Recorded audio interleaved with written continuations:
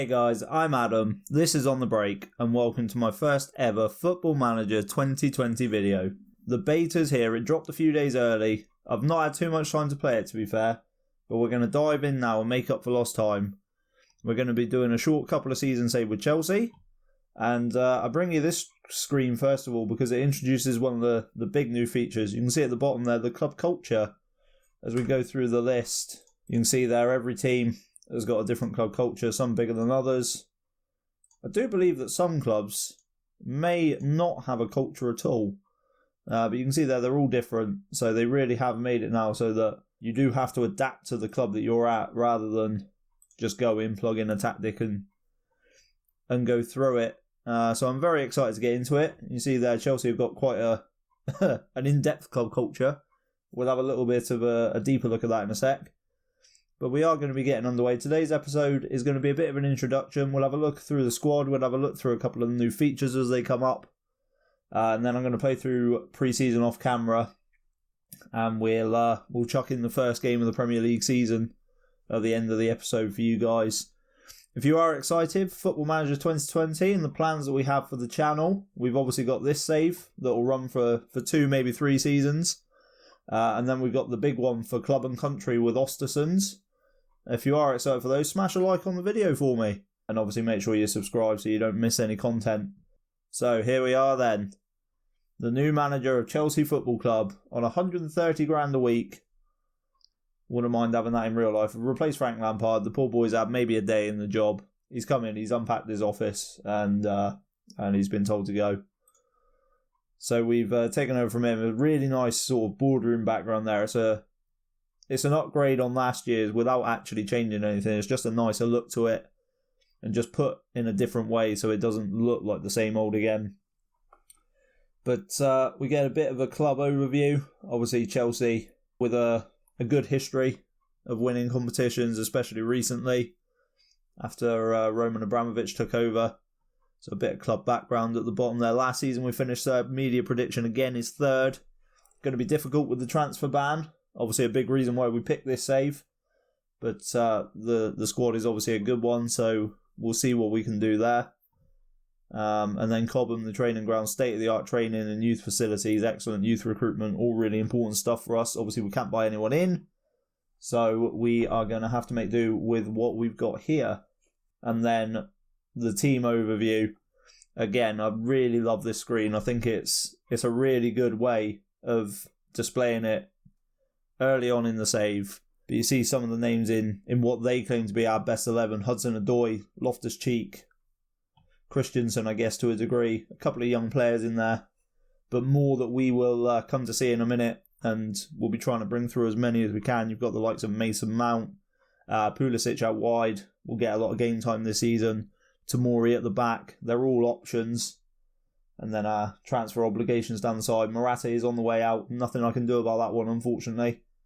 He's probably a player that I would have had in and around the squad given the opportunity, maybe recall from loan. With us not being able to buy for a couple of years, but he's gone. There's nothing we can do about it. There's no point moping. We've got Giroud. We've got Tammy Abraham, obviously, as a big youth prospect. And I feel like I'm missing one, but that might just be the two of them.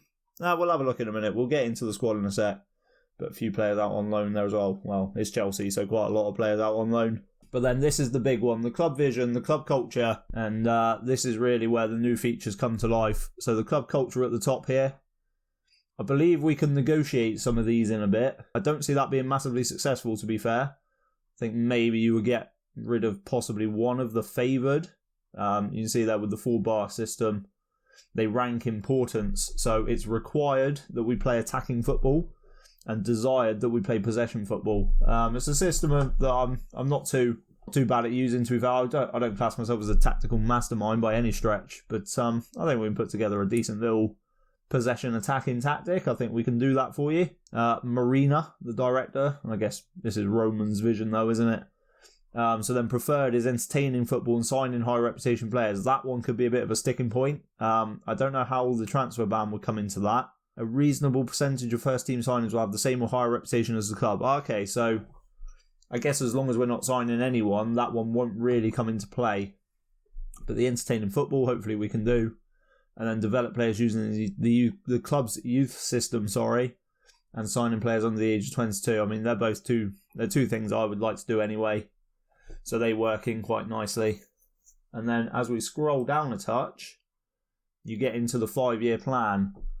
So the ongoing plan is to sign young players to develop for profit. So as well as getting some into the first team and developing the squad that way, we do need to sell someone for a profit because that's a required importance. So we do need to be doing that. That's something we need to actively look at. So that'll be interesting to see whether we can get some of them over the line. Obviously, I believe we can sell players at the minute. We just can't sign anyone.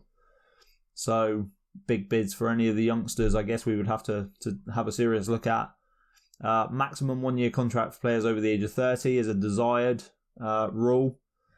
So no sort of 3-4 year deals for your Azpilicuetas and your Girouds and players like that as they get in and around.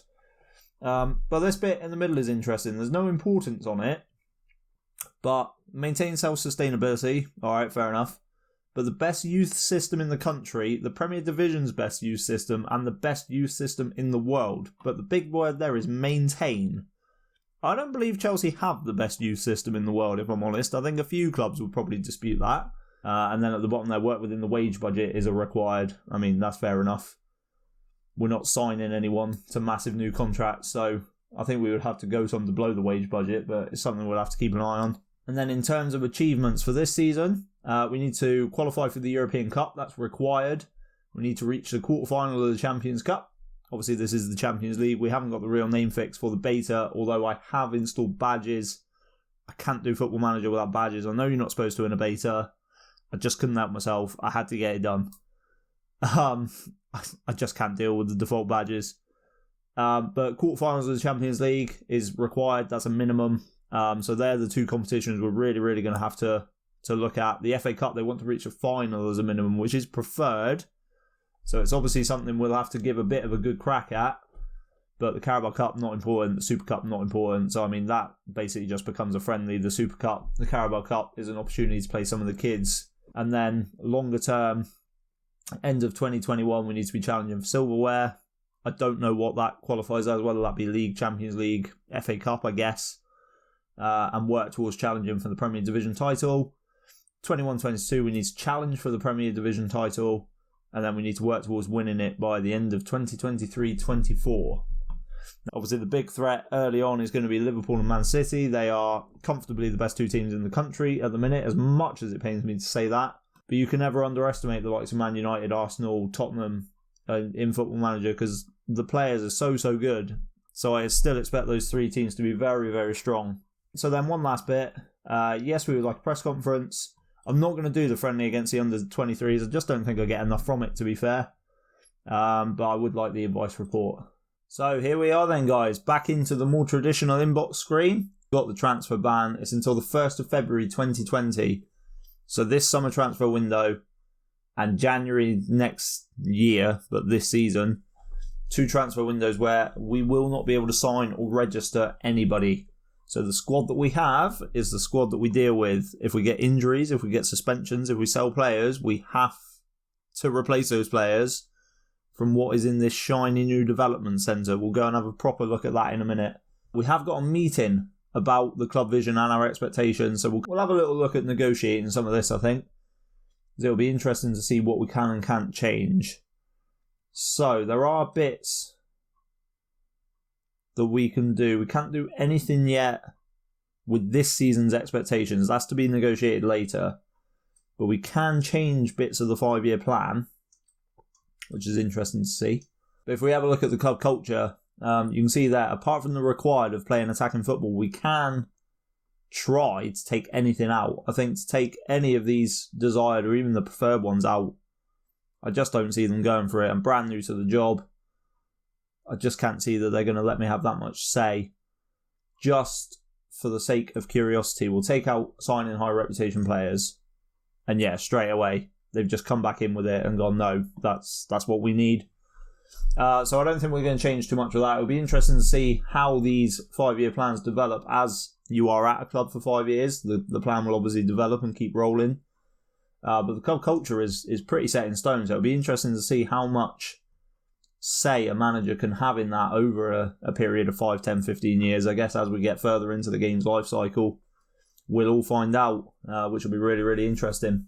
And what's this? This is the expectations. Okay. So a new touch is that you can choose not to be judged on a competition. I don't think reaching the final is unrealistic. And I think if we don't get judged on the FA Cup final, it's probably going to annoy the board and Roman. But also, it's going to mean that we will have to, as if we don't already, we will have to qualify for the Champions League and make it to the quarterfinals. I think you miss out on either of those when you've been asked not to be judged on another competition. You're just asking to be fired. Okay then, so let's get into the squad. We'll have a little look around. Sorted by ability, you've got N'Golo Kante there at the top. Incredible player. I mean, what can you say about N'Golo Kante? He's just an absolute unit. The engine on the lad is unreal. 20 stamina, 20 teamwork, 20 work rate, 20 tackling. Absolutely insane. So excited to see what he can do in the midfield. Not bad going forward either. I think it's something that's a little bit underrated with Kante is what he can offer going forward. You've got the likes of Rudiger, Kepa, Azpilicueta, obviously, as far as I'm aware, as club captain. Yeah, you've got sort of the established players there. But if we sorted by age, or let's sort it by potential actually, it's probably better. So 4 there right off the bat. Christian Pulisic, 20-year-old American winger, might well be an option to take a look at that inverted winger role, because he can do that on an attacking duty, or he's natural as a winger on support. That to me seems an odd choice. It's not often that you get someone that's natural as an inverted winger and a winger, or an inside forward and a winger. Really good first touch, really good work rate. Pacey, good acceleration, good agility, really, really good player. 3-star current ability, 5-star potential. Very excited about Pulisic. We then got Reece James, who unfortunately is out with a big injury. 6 weeks to 3 months he's going to be out. 2.5-star current ability, defender, 5-star potential again. Really good attacking young fullback. Can play in midfield as well, can play at wing back, can play at midfield.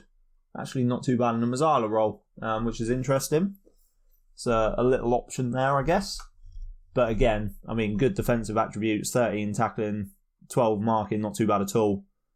Let's get back onto the ones for the fullback a minute. But 15 crossing, 13 first touch. He's determined. He's got really solid mentals, to be fair. For a 19-year-old, no sort of really weak areas. He's very well balanced. He's got good positioning. I mean, physically, quick, good stamina, strong. Not great in the air, but from a fullback, I guess you wouldn't expect him to be. I mean, he's out all 5'11", so he's not short. But he'll certainly be the backup to Azpilicueta, and we'll try and get him as much game time as we can once he's back from injury. Tammy Abraham, I think, is the one that we're going to expect to see the most from. He's only really competing with Giroud for a spot up front. And they're very different types of players. Tammy Abraham is more the type of striker that I like to use. An advanced forward. He's good as a complete forward as well. And I mean, again, he's very well rounded. Really good finishing. He's got a good work rate. He's good off the ball. He's quick again, 15 pace, 16 acceleration, 5-star potential again. He's already been capped twice by England. And hopefully he can get the goals for us because, well, we're going to need someone to. And Giroud's nice as a different option. I don't see him leading the line for me, to be fair. Lastly, for sort of the already established youngsters, I guess. Fikayo Tomori, 3-star current ability. 4.5-star potential. The first one to not have 5-star potential. 18 acceleration is unbelievable for a centre-half. He's quick, he's strong, he's 6 foot. He's got really good mentals again, and that's something that is really impressive with this group of young players. They've all got really good mental attributes. I think, seeing how, depending on how pre-season goes, I think we're looking at Tomori as possibly being a first choice come the start of the season, him and Rudiger. But obviously you never know what pre-season can do to those plans. Other sort of younger players, you've got Kurt Zouma in there. Loftus-Cheek out with a big injury again. Christensen will be another one that I expect to see a lot of game time at centre-back. And then down here you've got Callum Hudson-Odoi. Again, he's out with a big injury, which could impact his potential, his ability to make an impact for us. Out for anywhere up to 3 months. But Wonder Kid media description, 2.5-star current ability, 4-star possible potential. And he can play on both sides, which is really important. He can play as the number 10. So good versatility. Really good dribbling, really good first touch. And he's lightning quick, 15 pace, 16 acceleration. He's a skillful player. He's good off the ball. And he just brings that little bit of X factor. And then Mason Mount, who in real life has been unbelievable this season. Natural as a central midfielder or an attacking midfielder. So we're not set yet. It could be a 4-3-3. It could be a 4-2-3-1. I'm not quite sure yet. I haven't had a look. This is literally me opening a brand new save and bringing it to you guys. So I haven't looked. But 3-star current ability, 4-star possible potential. Even if he's already peaked, he's already a very good player. At 20 years old, he can do a load of different roles in the midfield there. There's not anything he's massively uncomfortable with. So I think that's it for the players I want to talk about in the first team. They're sort of the big names that I'm, I guess, looking to build around. But if we do go into the development centre, you see there's no under 23s, no under 18s in this sidebar anymore. It's all under the development centre, which I think is an unbelievable addition. To be able to have it all in one place and to be able to deal with everything from in this one screen, I think is huge, and I think it'll massively change how everybody that plays a long-term Table 1 Football Manager plays the game. I think it's great to see. So you've got your first team candidates there. They're the players that supposedly are already good enough to be looking at going into the first team squad. So you got Ethan Ampadu. I think all three of these are out on loan, but Ethan Ampadu, Matt Miazga, an American centre-back, Kennedy. They're the three players that are supposedly the next to break through into the first team. We don't have anyone that needs attention yet because we've only just started the save. That will come with time. But the ones to watch, these are the players that we need to keep an eye on. Have got the highest, I guess the highest potential or on the highest upward curve. Again, this progress will turn into a chart as we get further through. So something to have a look at. But you've got names in there that I already recognise. Billy Gilmore, Conor Gallagher, I believe, is out on loan at Charlton. Dujon Sterling is a name that I've heard, but there are certainly players there with high potential. And then at the top here, what have we got? The under-23 squad is strong. There are a group of youngsters here that are close to being ready for first team opportunities. A couple of players clearly have great potential. This is a squad that's looking good for the future. That's good to see. And then under-18s are only average, so we've got a decent development squad, but maybe not the same strength and potential as we got in the under-23s. So if we dip into the under-23s a minute, and I mean, again, you've just got all your information there. You can see what tactic is selected when we've done that. You've got an overview of the performance of the team. You've got the staff in there. I mean, you've just got it all in one place. And development advice for every single player all in one screen. And that is just huge to me. I think that's brilliant. But we'll have a little look at the squad. Sorted by potential again. I mean, you got Faustino Angerin. He was in the ones to watch. 5-star potential. Don't actually know anything about him. So he's an attacking midfielder that plays as a shadow striker. Really good finishing. He's determined, quick. Like the look of him. One to keep an eye on. What were the other names in there? Billy Gilmore, 3.5-star potential. Conor Gallagher out on loan. Only 3-star potential, which surprises me a little bit. But again, with this new sort of development and player pathway, we may say that improved. We don't know. But looking at the under-18s then,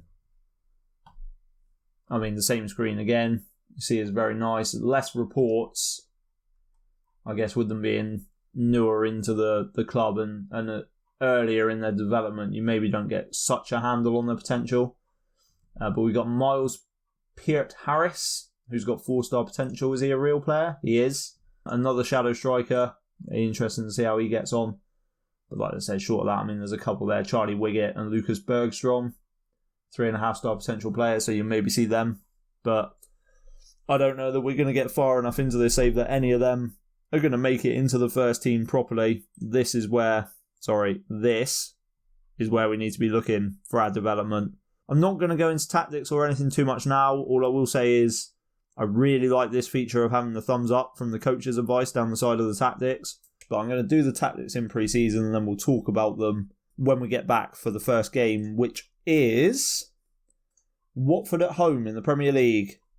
We're going to play all these friendlies off camera and we'll be back for Watford at home.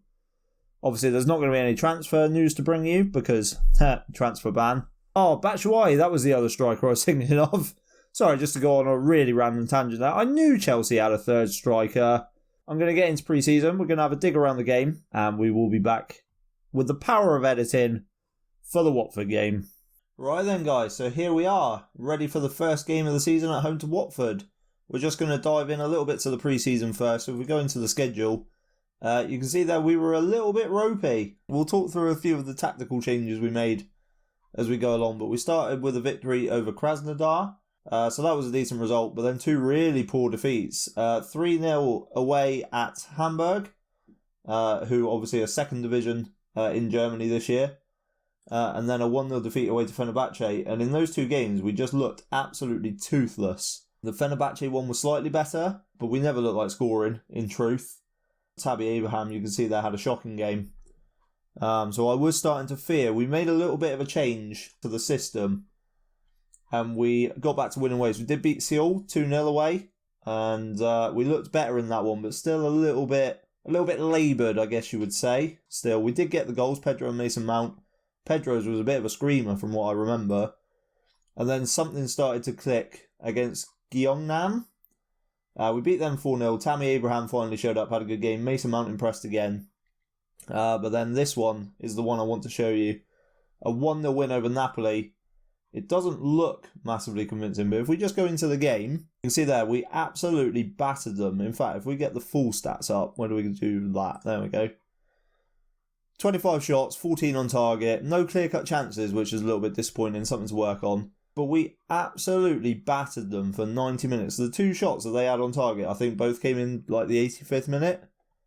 We were just absolutely all over them. We should have won by more, I think, is the biggest criticism I would have.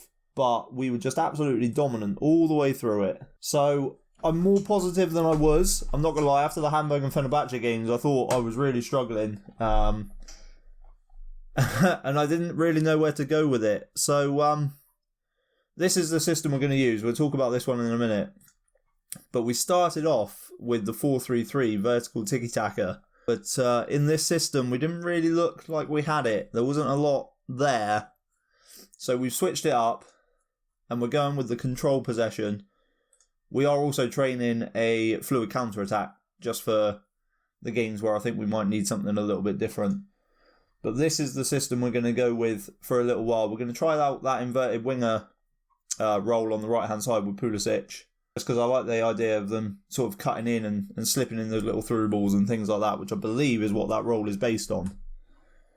So I think we're just about ready to get into the game. There's not too much else to show you. Obviously, transfer-wise, we've done nothing. But to get us underway in the Premier League and in our first FM20 competitive game, we are going with Arrizabalaga in goal.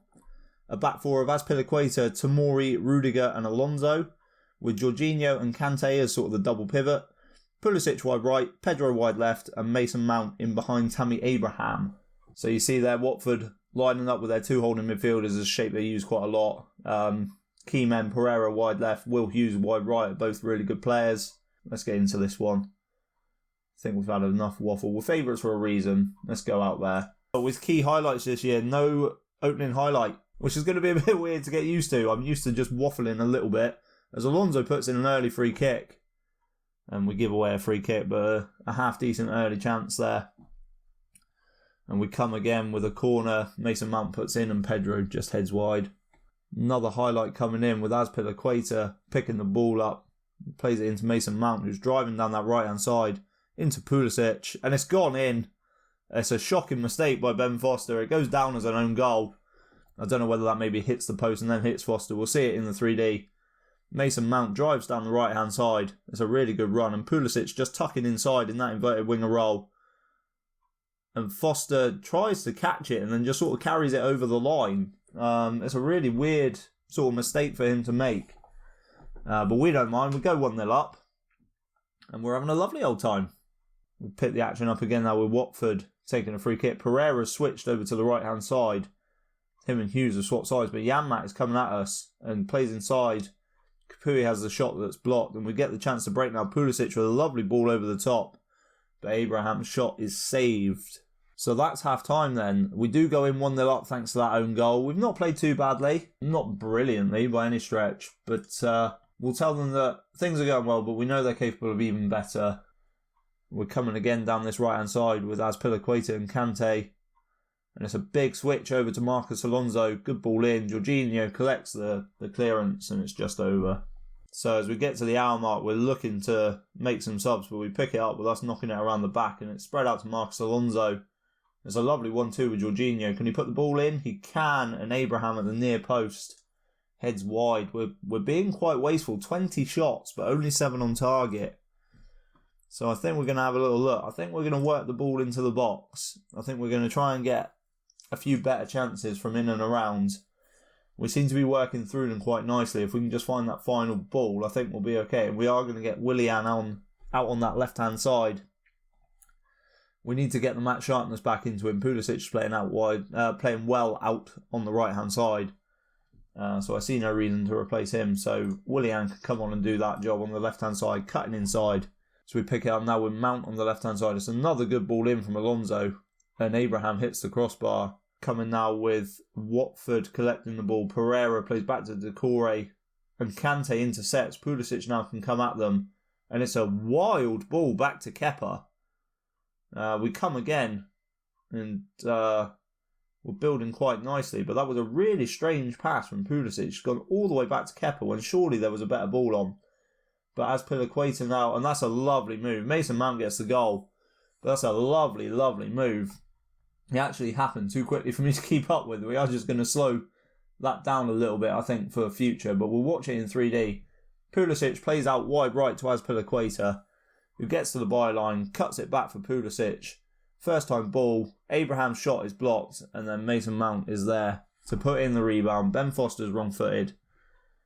And it's a lovely little move that results in us going 2-0 up. And I think that's a very solid start to the season. We're just seeing out now. Again, we won't get the end highlight either. It's something that's changed this year, which is going to be strange to get used to. But I think it is a good change because the starting and ending highlights very rarely offer anything.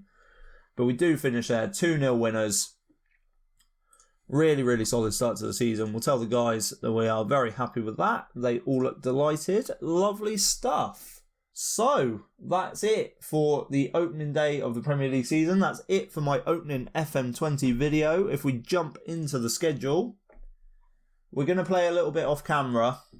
I think what we're possibly going to do is that first Champions League game and an Arsenal home game looks like a tasty little double header. Obviously, we don't know who we're playing in the Champions League yet. But I think we'll come back for that. So it'll be our first Champions League group game and then a home game against Arsenal for the next episode of the series.